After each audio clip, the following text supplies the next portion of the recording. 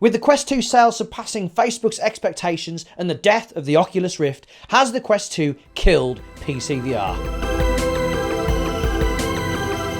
Hello and welcome back to the VRCauldron, the channel that aims to bring you helpful, entertaining and original Quest and VR content. If that sounds good to you, then hit the subscribe button and join the amazing community. You can leave anytime you like. Oh, and we also have a Discord, check for that below, and well done to Jordan23 who got all the clips from the last video first. So let's take a look at 5 reasons why Quest 2 could be killing PCVR and then a few reasons why it could be absolutely fine. In we go. So with the Quest 2's release, it was announced that the Rift S will be discontinued. Apart from some Windows mixed reality headsets that didn't do too well, the Rift S was a shining beacon of affordable PCVR. Yes, it had its issues, like the non-adjustable IPD that excluded a large percentage of the population, but it was a nice, comfortable headset that made PCVR extremely accessible with its comparatively low system requirements, excellent inside-out tracking, and great ergonomic controllers. And now it's gone. Fools.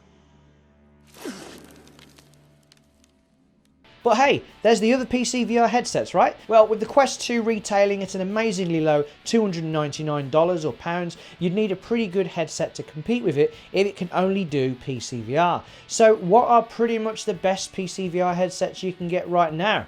There's the Valve Index, of course. The problem, it costs about $1,000. And what does it give over the Quest 2? A wire? A lower resolution? Of course, it has so many good things going for it, and I know it is an amazing headset. It has a great field of view, fully adjustable IPD, nice speakers, a great mic, and a high refresh rate. But it's all enthusiast stuff that a lot of people don't even care about. It's $1,000, and you need another $1,000 for the PC that needs to run it. You could kit out an entire family with Quest 2s for less than that, or you could upgrade one Quest 2 with a Vive Deluxe audio strap, a mod mic. Not that the Quest 2 mic is bad, and 90Hz is fine for pretty much everyone. Don't get me wrong, I'd love an Index, but as a potential buyer, do I really want to spend that much money on a headset that has now been out for over a year and next to its closest competitors is looking a little ropey when it comes to clarity? Valve, it's time for a price cut. So what about the Reverb G2 that's finally released? What does it offer for twice the price of a Quest 2? A slightly higher resolution, nice headphones, but it's still wired, it's got a similar field of view, the tracking is worse, the controllers are worse, the same refresh rate, and you can't take it anywhere. And that brings us to the third reason: wireless is the future. Actually, it's not, it's the present. The moment I got my Quest 1, my beloved Rift S was stuck on the shelf. I always thought I was fine with the wire, but as soon as I went wireless, I knew I could never go back. Every time I used my Rift S afterwards, it was like an annoying itch on my back that I could never forget about. And of course, the ability to take the Quest and both show people VR and use VR in a wide open space is a feeling you'd struggle to replicate with wired VR. The Vive Cosmos has a wireless adapter, but the adapter itself costs more than a Quest 2, and no one should ever be paying that much for a Vive. So reason 4 is the fact that game developers now know how lucrative the Quest market is compared to the PC VR market, and they need to pay the bills. Sales of Apex Construct and The Curious Tale of the Stolen Pets were up by 800% compared to the day before the Quest 2 was released, and it's a similar story with other Quest games. Why make a game for PC VR if everyone's playing on Quest? But hey, they can do both, I hear you say. Well, yes, you're right, but they have to ask themselves if the extra development time needed to make the PC VR game is actually worth the effort. And look at multiplayer games such as Onward. In an effort to keep the game going on PC VR, they of course enabled cross-play, which means PC players can play against Quest players. To do so, they had to massively downgrade the PC graphics. And trust me, the PC Onward players were not happy about it. The big draw of PC VR is the amazing graphics. That really does convince you that you're in another real world. If they start downgrading graphics on PC VR titles so they can crossplay with the Quest, then what's the point of PC VR? And finally, reason number 5 the Quest could be killing PC VR is the Oculus Exclusive. For a while now, Facebook had thrown money at developers to make amazing quality AAA games for the Oculus platform. That of course meant the Rift, but now the Rift is being discontinued. Oculus Exclusives are going to be focused on the Quest. Maybe not all of them, and maybe not straight away, but they will soon. Some of the Oculus exclusive games have been astonishing. Think Lone Echo, Asgard's Wrath. There was no way these games could have been done well on the Quest, but developers are learning. Saints and Sinners is now on Quest, and it looks pretty good even on the Quest 1, but already developers are increasing resolution and adding more detail to Quest games, so they look even better on the Quest 2. Once Oculus and Respawn Entertainment have finished Medal of Honor Above and Beyond for the PC, they will be trying to port it for the Quest, and once they manage that, more will follow. Up until now, non-Oculus headsets have had some success playing Oculus exclusive games by using the Revive software. If Oculus exclusives start mainly coming out to the Quest, then that software will become pretty useless.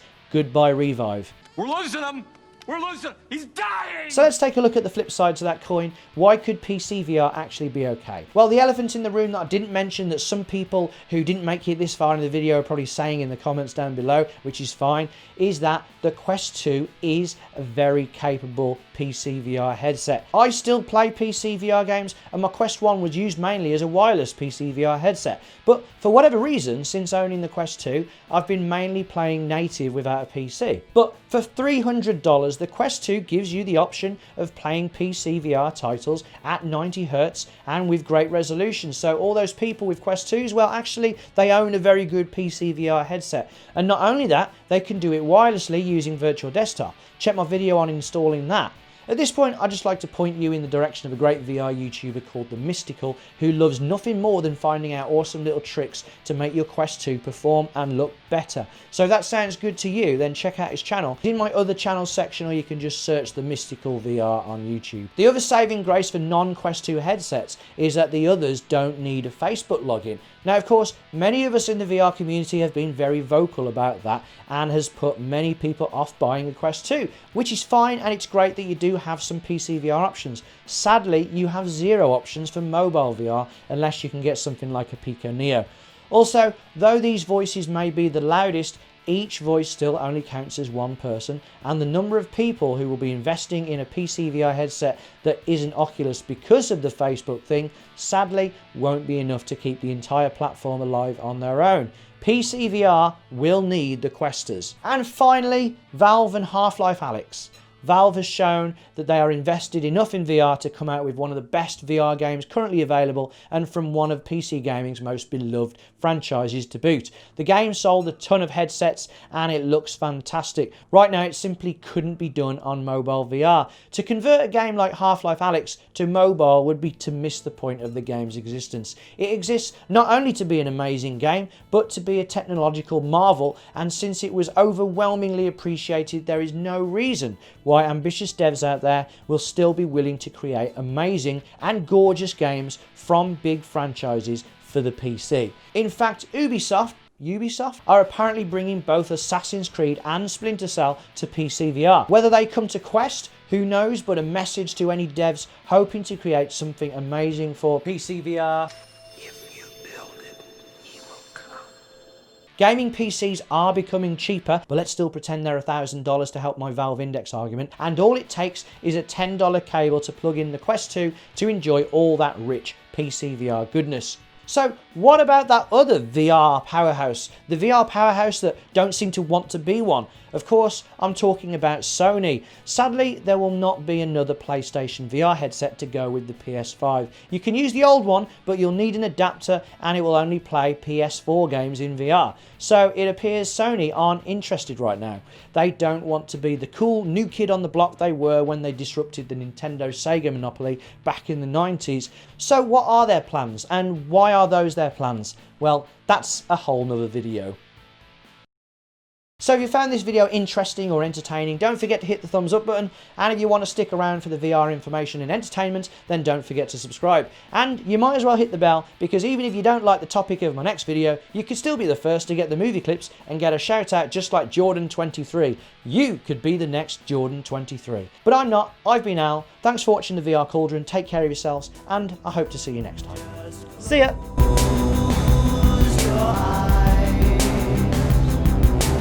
Upside down, I can't see heaven. Am I under your protection?